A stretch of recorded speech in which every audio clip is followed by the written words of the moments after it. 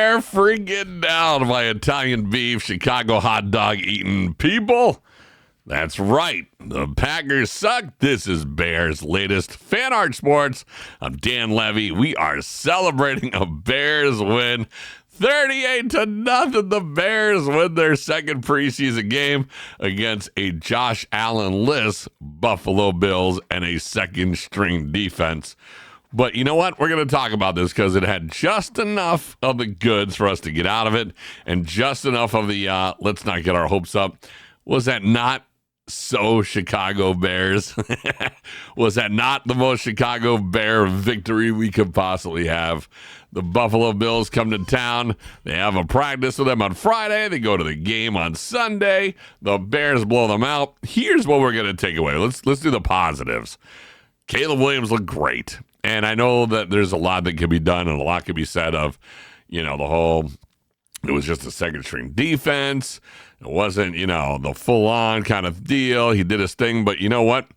I haven't seen the Bears convert a touchdown on a first series, and I don't even remember how long.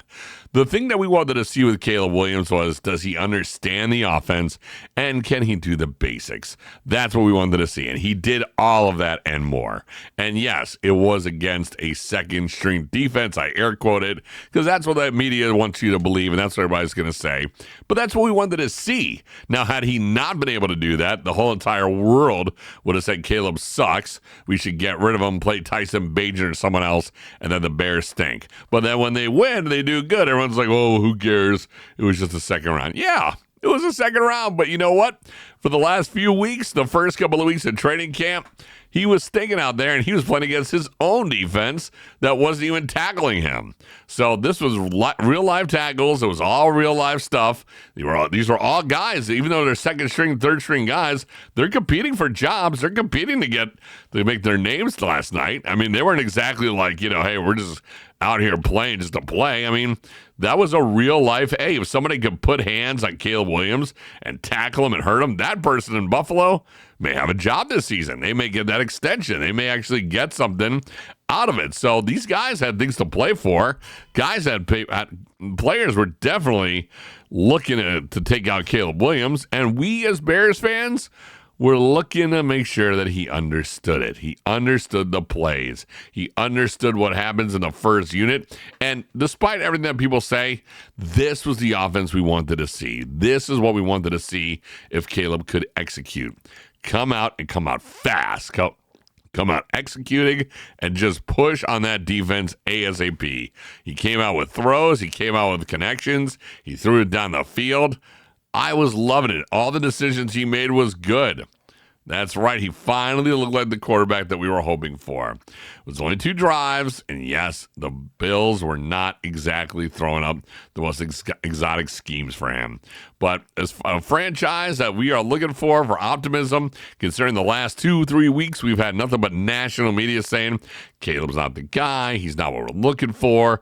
Is what it is. We don't know.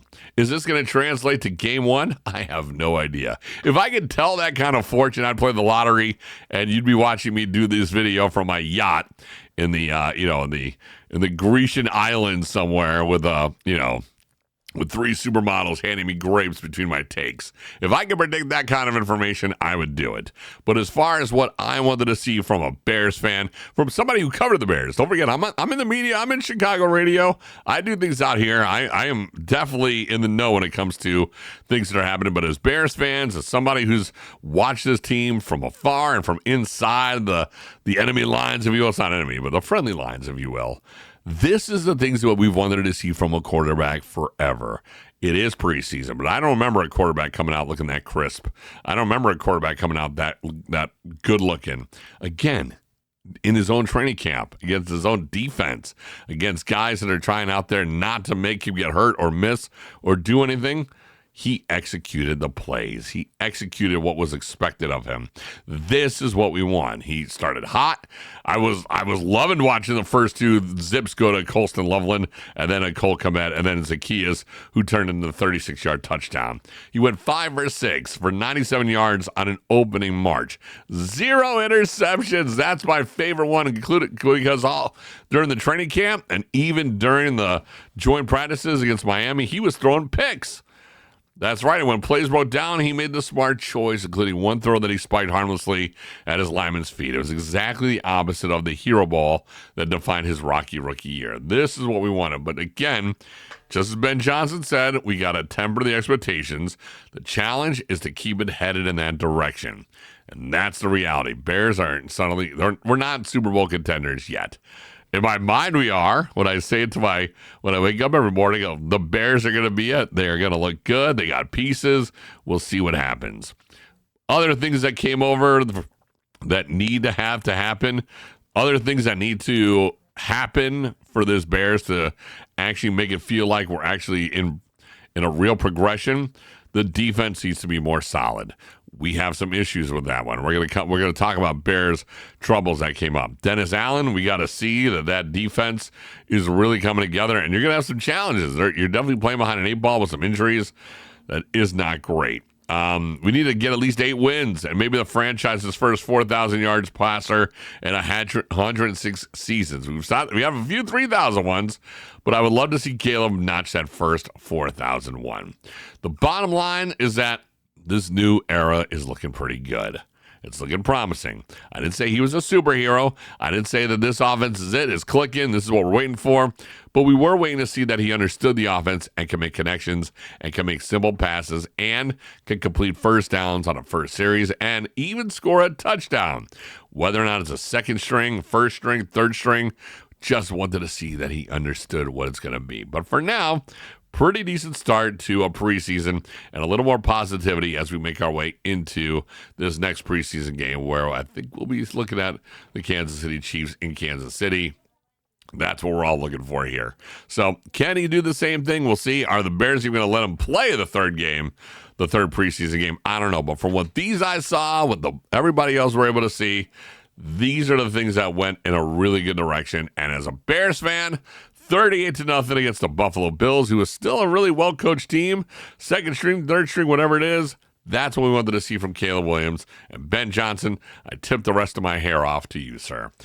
Unfortunately, the Bears defense cornerback took another hit Sunday night. Cornerback Terrell Smith left the preseason matchup against the Bills with what appeared to be a very nasty leg injury and had to be carted off the field. There's nothing worse than seeing a guy get hurt, especially coming down on his own leg. It was a non-contact injury against somebody else.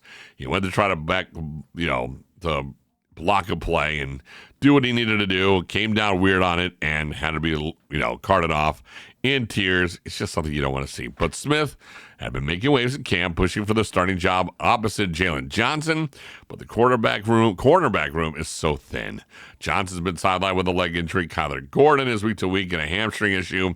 And suddenly we got some issues and some real depth concerns at cornerback as we head into the season. Now, GM Ryan Poles, this one falls on you, buddy, because this one was thin to begin with, and we have been saying all preseason, all training camp, and pre-training camp, edge rushers needed to be addressed, and it still needs to be. If you got guys that are hurt, if you got guys that are week to week, and we need Kyler Gordon, Spider-Man, out there to do his thing, this does not look good. That was not an injury we needed to see as Bears fans, and I trust Dennis Allen, and Dennis Allen I trust. This is not something I wanted to see, and this is not something Bears fans needed to see. So what I want to see now is not from Dennis Allen. What I want to see now is not from Ben Johnson or Caleb Williams. Ryan Poles, this is on you to fix this one. These were things that needed to be addressed. We're glad you upgraded the coaching positions. We're glad you upgraded the offensive line. We still don't even know who's going to be a left tackle yet. That is a battle that needs to come to fruition and be stamped on, and we need to start to see some gelling. But that cornerback room, the edge rusher, that one we still need to see what's going on. So that was not a good look. We're not sure how bad that injury is. I'm going to go on a limb and say, I don't usually do limbs, but I'm hoping it wasn't as bad as it looked. It probably looks season-ending. I don't see it being very good. A guy getting carted off like that in tears, that knee snapped. I saw a snap. So some miraculous news comes down the pike today that guy's day-to-day or he'll be ready for a week 1 or 2. Okay, but we still need something to make that room a little bit easier. So cornerbacks, we're going to need. Another area that seems to be a spot that Bears need would be some upgrading at the running back position. We saw some good guys going yesterday. We saw a lot of good players coming out yesterday and guys doing some things. We had Kyle Monangai who we didn't get a chance to see, but we saw Brown. We saw a lot of other players that we saw Hawkins do some good runs. But we still don't really even know what DeAndre Swift is going to be in this offense. And the one question mark going into the offseason, going into this training camp, and going into preseason was, who is DeAndre Swift? Who is Roschon Johnson? Kyle Monangai looks pretty good. There's some other guys that are there, but trade rumors are now starting to swirl again that the Bears might be targeting Washington's Brian Robinson Jr. The Bears may have a new name to watch. This is according to multiple outlets. And despite his strong production the last 3 seasons, here's the one negative. Robinson is at the last year of his contract, the rookie contract. Rushed for more than 2,300 yards and 20 touchdowns since entering the league, including a career-high 8 scores last season. 6'1", 221 pounds, a physical runner who thrives in short yardage and goal line situations. In Chicago, he would pair amazing with DeAndre Swift. And as a power back in a Ben Johnson offense, similar to the 1-2 punch of Jahmyr Gibbs and David Montgomery he coached in Detroit, this is something that not only Ben Johnson but Bears fans should be salivating. The big question, again, is the price. Entering the final year of his rookie deal, making him more of a 1-year rental unless the Bears can extend him, which I would not be opposed to. If he's worth what he is and he can keep that kind of production, I'm down. But a mid-round pick, like a 5th, might be enough to get it done if Chicago feels it needs more juice behind Swift. And I'm okay.